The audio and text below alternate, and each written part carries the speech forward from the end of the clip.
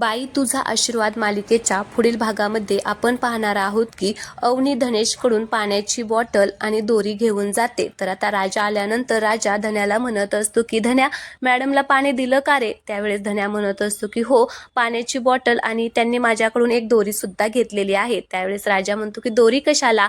तर धन्या म्हणतो की काय माहिती? तर राजा म्हणतो की अरे विचारायचं ना, काय काम असतं तर आपणच करून दिलं असतं, पण जाऊ दे आता झोपल्या असतील. तर आता राजा झोपतो तर पाण्याच्या लक्षात येतं आणि पाण्या म्हणतो की दोरी दोरी नेलेली आहे का वहिनीने?